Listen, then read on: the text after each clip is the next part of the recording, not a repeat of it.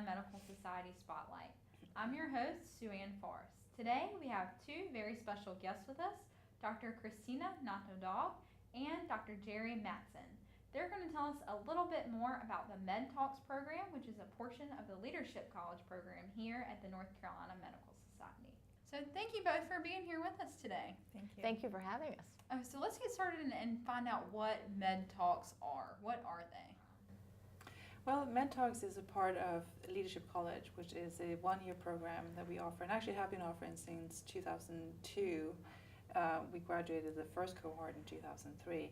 It's changed since then, and MedTalks is basically where the participant gets to present their project. So it's a project-based learning program as well. So what we want to have happening is that along the course, they actually have a way to implement learning immediately to the project that they're looking at. So it is a very important part of Leadership College, and this is kind of like the summary of their learning throughout the year based on also their experience and their passions for what's important in the state and to help, provide better health care.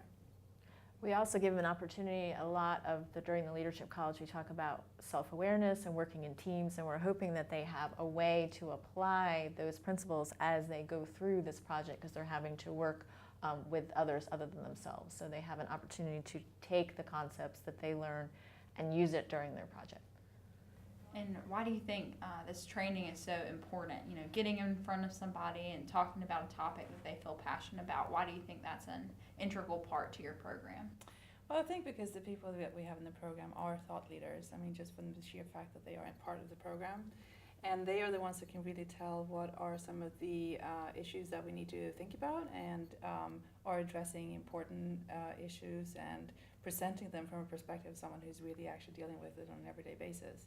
So it's those people who are leaders in their everyday and are at the front line really, and who can provide really insightful and new take on issues that we may not have thought about and provide it on real life data. So how do they decide what they want to talk about? I'm sure that a lot of these participants have a number of different subjects that they're interested in. So how do they go about deciding what topic they want to choose? I think it kind of depends. I think many of them have a burning interest themselves or passion for something. Some team up. It's not that common, but we do have some teams that then team up because they just like working together and finding out, what's going on in their respective work environments and discuss a topic that they see is important. But I do think that essentially what we see is a lot of passion. Yeah. We really want this to be something that's relevant to them. We don't want it to just be an exercise in a project that's required as part of the year-long training. So we really want this something, they may not be able to delve into it during the limited time they have during the year, but we're encouraging them to start that and then go on. So many of them will actually take the project and go on to have some bigger things and sustain some of their efforts.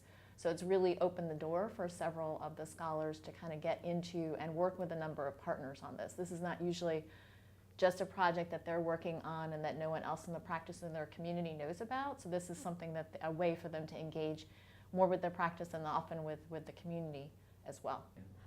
Are there some other topics that you found interesting or something that you hadn't heard about before that some of our participants have dwelled deeper into? Any topic? Well, the upcoming talks that are coming up, just to let folks know, is some of the topics will be on screening for postpartum depression and looking at that in a family practice setting, actually within a residency setting, and seeing actually how folks follow up on those screenings and how those services are accessed. Looking at some integration around mindfulness into a practice. So one of the scholars is looking at implementing mindfulness and stress relaxation with his staff and seeing the impact of that. And we also have one project talking about scope, which it keeps being a really important issue as well. So we have, I think, a very broad range and a very interesting range of topics. And I think it gives you a nice overview of many of the leading health topics. There's going to be something on opioids. There's going to be a couple of things on wellness. And I've heard from past folks who've attended that they think actually it's probably been the best thing that they have attended in a while to kind of get that overview. Each of the MedTalks is approximately 10 minutes with a few minutes for questions. So you get, it's not in-depth, but it gives you a little bit of an introduction to that topic and to kind of find out more and to connect and hear about that. So I think it's an opportunity to be exposed to a number of different topics that are current and that are important in healthcare. I agree.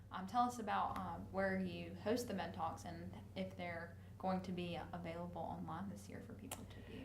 Yes, so the MedTalks are going to be hosted at the Marriott, where the LEAD conference will take place this year in October, and they will run over 2 days.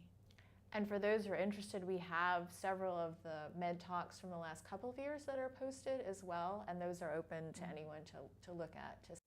Well, thank you both so much for being here. We appreciate your time, and we look forward to seeing all the MedTalks in this October. Thank you very much. Thank you, and looking forward to seeing hopefully many at the conference. Yeah.